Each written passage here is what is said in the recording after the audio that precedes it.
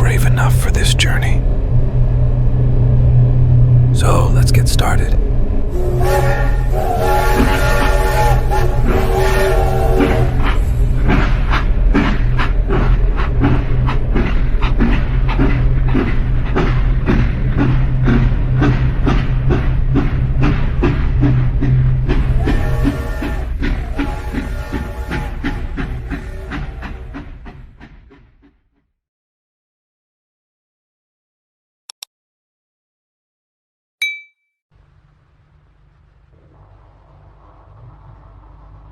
Rosenkranzmonat, weißt du ja, ne? Ja, Rosenkranz. aber die wenigste beten.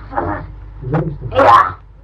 Und in Kirche wird am allerwenigste gebeten, weil die ein Pfarrer ja das für unmodern halte. Ja. Ja. Alle? Fast. Die sind ja so blöd, wenn sie eine Ahnung hätten. Was tust du für die Rosenkranz? Warum? Ja, warum?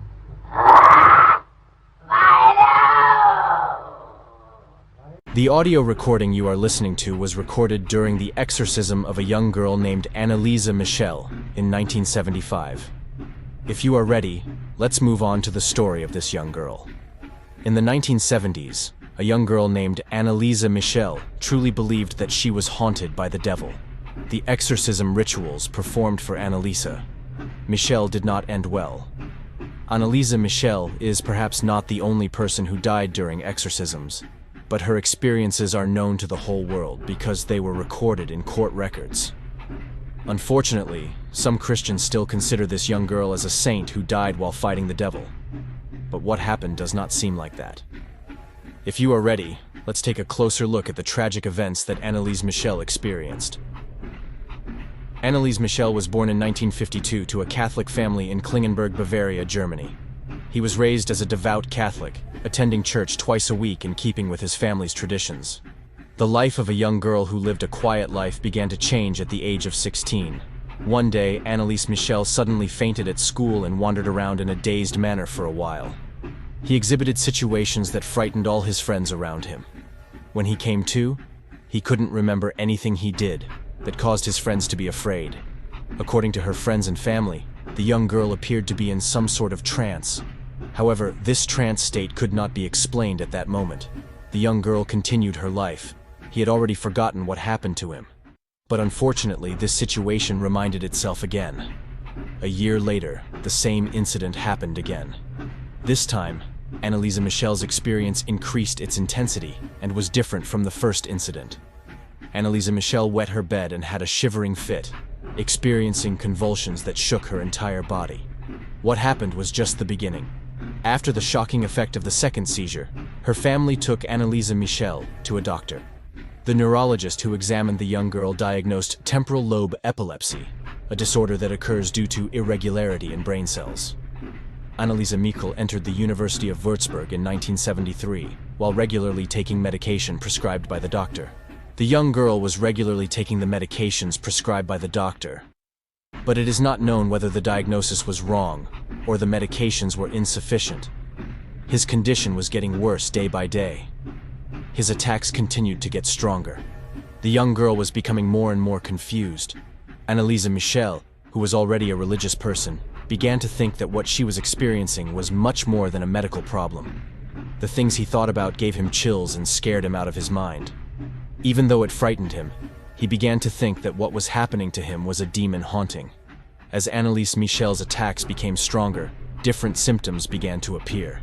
He saw the face of the devil everywhere he went, and while he was praying, he was struggling with visual and auditory hallucinations, in which the devil was whispering in his ear and telling him that he would rot in hell.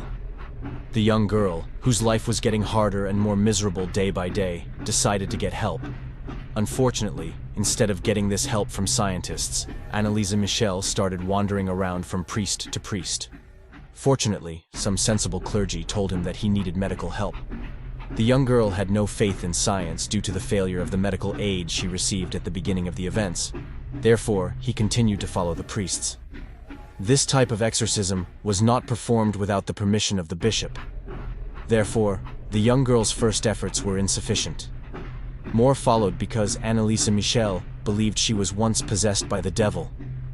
The young girl was tearing her clothes to pieces and kneeling down to pray hundreds of times a day. In fact, Anneliese Michel crawled for 2 days, barked like a dog, ate a spider, ate coal, bit the head of a dead bird, and even licked her own urine from the ground. Anneliese Michel continued her strange actions both because her psychology was damaged and to harm the demon she thought was possessing her. During this process, the young girl's family found a priest named Ernst Alt. Claiming that the young girl did not appear to be epileptic and that a demon was surely possessing her, Ernst Alt obtained permission from the local bishop and exorcism rites began.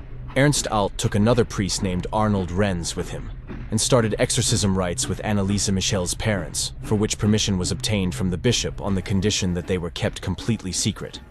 Alt and Renz performed a total of 67 exorcisms on Anneliese Michel, each lasting about 4 hours. During the exorcisms, Anneliese Michel resisted the priests and spoke to them in a growling voice as the demon inside her. They decided that during the rituals, the young girl was possessed by 6 demons, whose names were Lucifer, Cain, Judas Iscariot, Adolf Hitler, Nero, and Fleischmann. Anneliese Michel was already sick. No one thought of showing him to a doctor because he was treated like the devil during the exorcism rituals. His knee bones were broken, and all his tendons were torn from kneeling down to pray hundreds of times a day. But that wasn't what killed him. Priests said that the young girl had to fast to get the demons out of her. This was not like fasting as we know it. The young girl fasted for a long time, staying hungry and thirsty. Unfortunately, what the priests planned for the young girl did not save her life. The young girl died on July 1st, 1976, at the age of 23. As a result of the investigations, the cause of death was malnutrition and dehydration. The young girl's last words were, "Mom, I'm scared," happened. After hearing of the death, Ernst Alt, Arnold Renz, Anneliese's mother Anna, and father Joseph, they were arrested on charges of manslaughter. The incident became a sensation in the country. The 2 priests were sentenced to 6 months in prison, but the sentence was suspended. The young girl's parents were not punished because they had suffered enough, so Anneliese Michel remained dead. Unfortunately, the young girl was not left alone even after her death. A convent nun appeared to Anneliese and said, "My death was to atone for the sins and save the German people. As a sign of God's infinite power, my body has never deteriorated," she claimed. Fans who saw Anneliese as a saint sprang up and spread the story that her body had never deteriorated. The grave of Anneliese, who was hastily buried in a cheap coffin, was opened 2 years after her death, accompanied by her father and witnessed by the mayor and the funeral home attendant. When the coffin was opened, it was seen that the body was extremely deformed. Anneliese's body was later buried elsewhere in a more elegant coffin. Even stranger today, busloads of Catholics still come to Anneliese Michel's grave and treat her as a saint who died fighting the devil. For more videos like this, don't forget to like the video, subscribe, and turn on notifications.